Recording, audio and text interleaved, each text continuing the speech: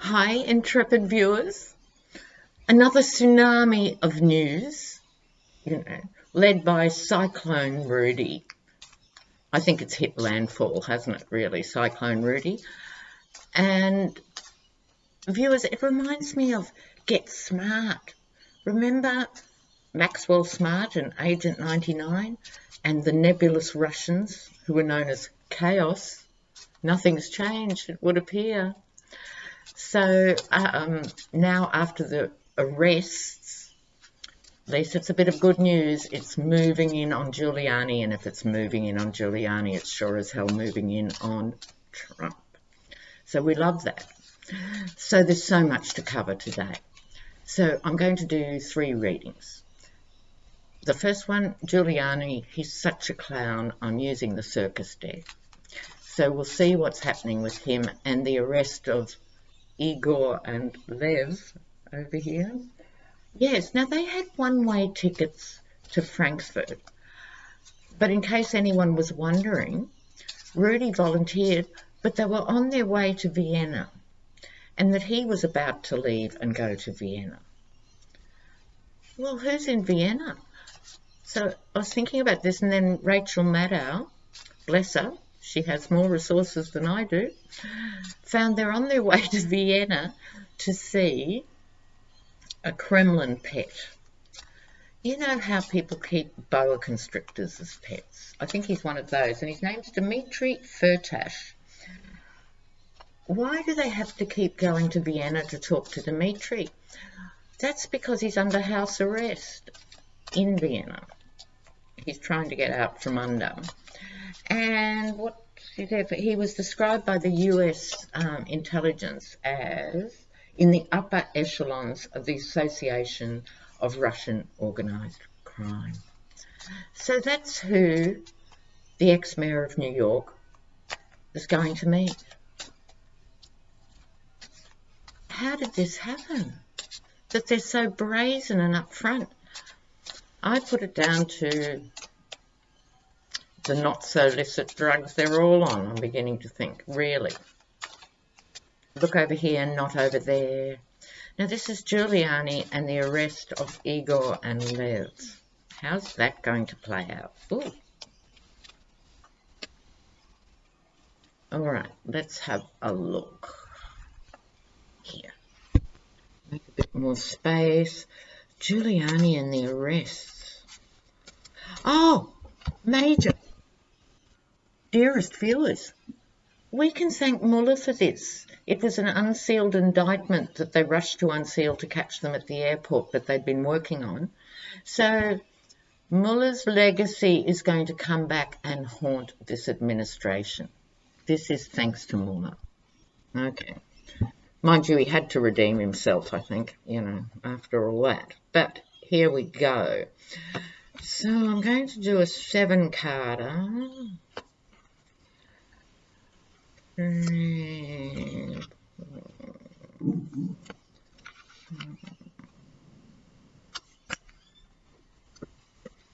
All right.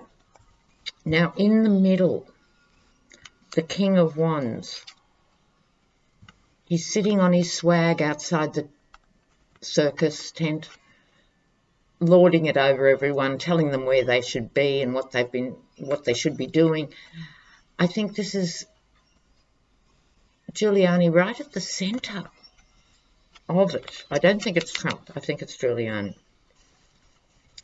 So underneath this is the 9 of Cups. So this is about enjoyment of his role until now. This is underneath it all. He loved the power plays.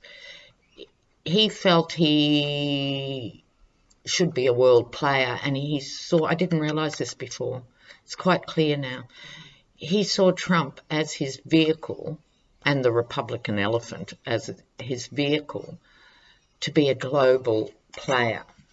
Here he is as the maestro magician. He's managed to pull off all these extraordinary, illicit and grandiose things until now, and he's loved it. He's totally loved it. So, but what is acting over that is, and I think this is almost a literal image in the sense of the show being a performance. He's performing being Rudy Giuliani, but it's tipped over into some other mental syndrome of grandiosity is the word I keep hearing, grandiose, But things aren't going well now, Rudy. Three of Swords, betrayal. Betrayal of three people. 1, 2, 3. Trump would barely have met him, I think you'll find by this time next week. Then we have the Eight of Wands preparing for battle. He still thinks he can get out from under, right? Which I find an amazing thing to be convinced of. And then the Six of Wands, he understands he's in a fight. He gets that much of it. So let's go for some clarifiers. Let's go for some clarifiers, troops.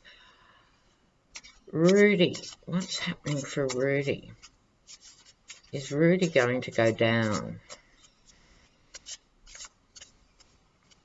Oh, I'm hearing yes. Yes, I think he is going to go down. But let's see the circumstances of that, if we could try. Rudy's downfall. Rudy's downfall. Oh, he's not well. Oh, he's going to be sad at the end of this. Oh, and he's going to be of service, or a woman is going to be of service, nailing him. So I think as of the arrest, it's impacting on his health. I think that's a legitimate concern, but they might amp that up. You might see him having to bow out because of health reasons, or they could be using that excuse. Lost hope. Suddenly, Rudy, this is in his current line from where he was the King of Wands.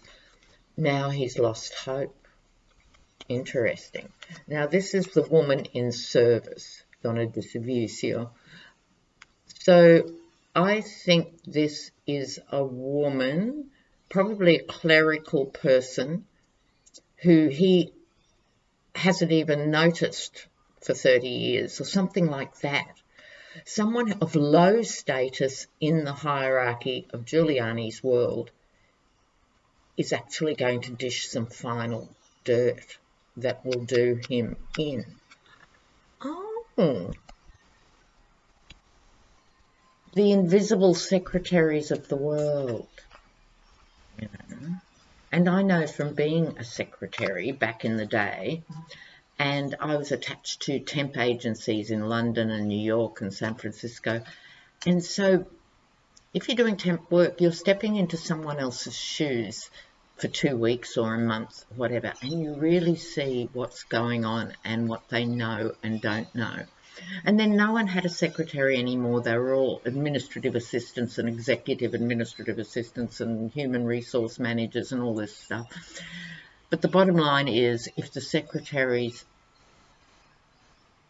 finally, they're very loyal to their bosses, it's an extraordinary relationship. I think a woman already has or is about to some essential little piece of paper. Oh. Now, while we're using the circus deck, Lindsey Graham, what about the hoax call from the Russian hackers?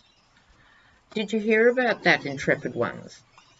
So he had 2 calls, I think, from these hackers, and in it he was putting down the Kurds. So he's like a hypocrite's hypocrite. He really came out hard against Trump over, withdrawing US troops and all of that. But in these phone calls, and there are transcripts available, I believe, he actually dumped on the Kurds. How disgusting. Beyond disgusting. So a quick one on Lindsey Graham, and then I'll move to the juicy one. Where are the GOP at? They are getting closer every day. All right. Lindsey. Yes. Here he gets the betrayal card and the tower card. Over for Lindsey Graham. He was on the star trajectory. Now he gets the tower. Oh, Lordy. And the devil. Oh, certainly embattled. Oh, we'll come to that. I like these cards sometimes, not all the time, but sometimes with certain flamboyant characters, they lend themselves. This is what he's been doing all this time, on the tightrope, sidling up and cuddling up to the Yeti, because he thought that that's where the strength was, the strength of the GOP and the Yeti. I've already told you about, his star was in the ascendancy in his own head, if nothing else, because I think he's past his use-by date and certainly will be now. The tower is self-explanatory. Look at that lightning. Here's the betrayal. Here's his relationship with the devil. That's chaining himself to the Yeti. He's going to battle on a little bit longer, but it's not going to work. And here's his final outcome, the Eight of Swords. Oh, Lindsey, Lindsey, Lindsey. They have just been so beyond the beyond, these guys. They only hang with each other, so they reinforce each other. It's all right, we can get away with this. We own this guy in this department and that department, and now it's all coming undone, which is Trump's raison d'etre, that's why he had to be here, folks. To literally to drain the swamp. It's not how he saw it playing out, but that's what he's doing. And if he wasn't as vulgar and vile and unrepressed out there, he could have got away with it. Now, GOP get the top deck. I still cannot bear these people. So, where are the GOP on impeachment? Where are GOP on impeachment? Where are the GOP?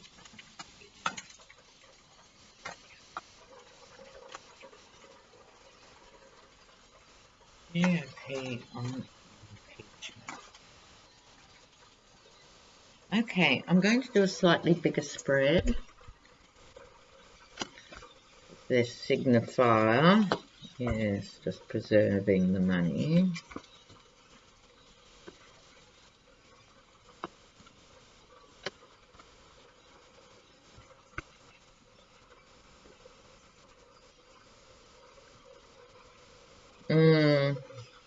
They're not there yet. They're not there yet. But they're sure as hell talking about it. Now, the poor bubbers, what are they afraid of? Of losing money. This has been their cash cow forever. That's why they're there. The cash cow is at stake. It's front and centre of the GOP reading. Dynastic money. Okay, so behind them, the impulse to always make more money, the Ace of Discs, and they've been very good at it. Enriching themselves and certainly not enriching the country. This is the selfishness of the Pentacles coming out here screamingly. The Prince of Cups. Who is the Prince of Cups in the GOP? I don't think it's Mitch. Is there a water sign man there? Certainly not Pence. Who's the water sign? I think it could be a collective energy of them going forward. But underneath, this is behind the scenes that we don't see. And they're now actually, because it's cups, they're moving into the world of delusion and creativity to get themselves out of a hole. So that's where these rumours are coming from. I don't know if you've heard them, that Liz Warren is into bondage with young Marines and that Nancy Pelosi's on illicit drugs and all this sort of rubbish stuff. They're not, they're getting worse at this, not better, is all I can say. It's a dark card, and this is their darker operations. Right, now, here we have the Knight of Discs, or the Knight of Pentacles. This is the mercenary. This is coming back to money, money, money, money, money. Then you have the Knight of Wands. Now, this is them, I think, starting to emerge from the fear. They're emerging from the fear of Trump. He is no longer, he holds no fear for the, here's what I think. Sorry, I'm garbling here. Gabble, gabble. You'll still have those in the GOP who represent Trump voters who are, but they don't make the decisions. It's the upper tier who make the decisions in the Senate. So here the energy I'm quite clearly getting is the Senate. The Senate are getting closer, which is what the question was, to actually chucking to the wolves. They're not quite there yet, but they're already talking about it. Overflowing emotion. They're doing this now. This is not their timetable, right? Okay, they had their own agenda that they were going to do, and they wanted Pence to be their backup guy. So even maybe 2 weeks ago, they were thinking, oh, okay, we could get rid of Trump, put Pence in, we could manoeuvre this, maybe by the end of the year, we want the new guy in, i.e.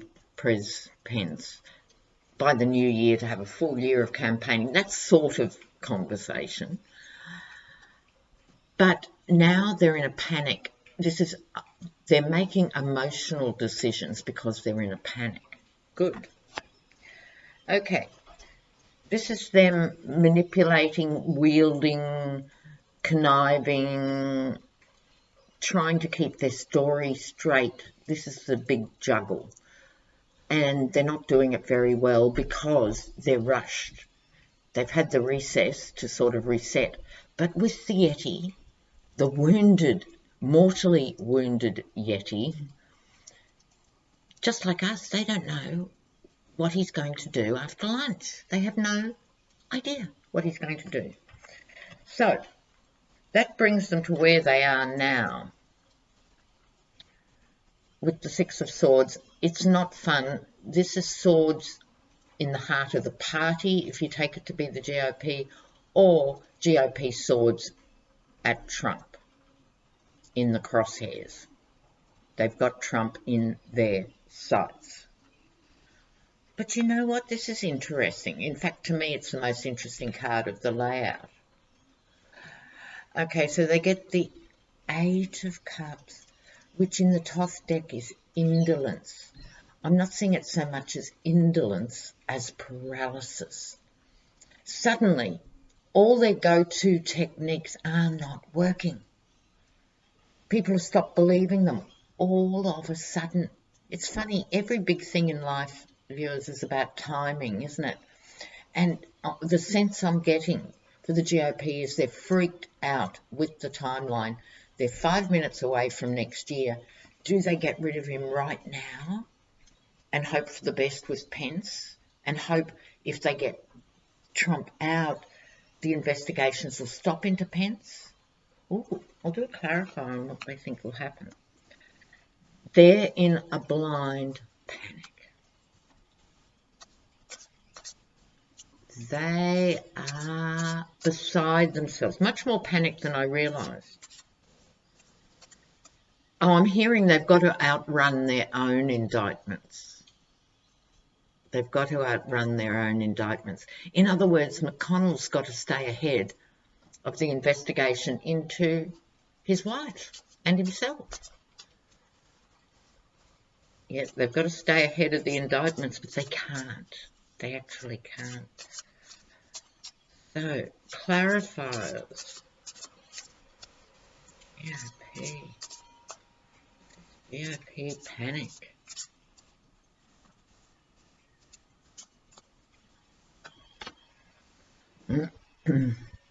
Costanza. Let's see what's happening. The enemy. And the next chapter. You got to love the cards. They do have a laugh, don't they? So, this is them, I think, trying to tough it out. It's okay, you know, the deliberately casual pose. Like, I mean, she's wearing a crown, for God's sake, and a robe, and posing as it's all right. This is the pretending it's all right card when it blatantly is not all right. I've still got the power, meaning us, the GOP in the Senate, it's all right.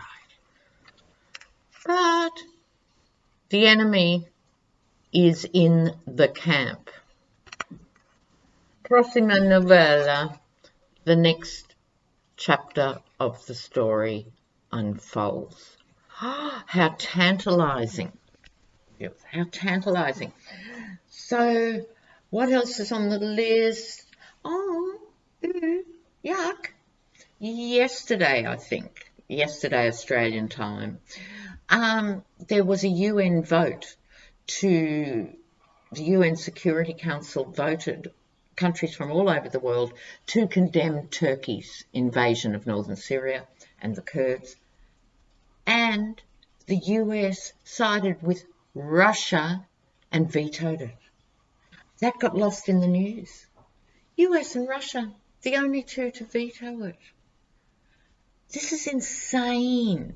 This is totally insane. And then soon to come, questions I've been asked. McCabe, I think he'll be okay. I don't think they'll make the charges stick. Flynn's coming up for is it sentencing? I've lost track of all that. And Roger Stone. Things are happening in November. So just to recap, viewers, I think he's now just floating, Trump, this is just floating around with a snorkel because he's on his last legs, but at his most dangerous. But his natural instinct, which is why he'd be a shocking mob boss, is just let everyone go under. He doesn't care. He is going to actually, like, sabotage the lifeboat. So I think this is the revenge of the intelligence services that we're witnessing. I couldn't be happier in that sense. So undoubtedly, we'll be inundated with more news really soon. Keep the comments rolling. Give it a thumbs up. Thanks, guys.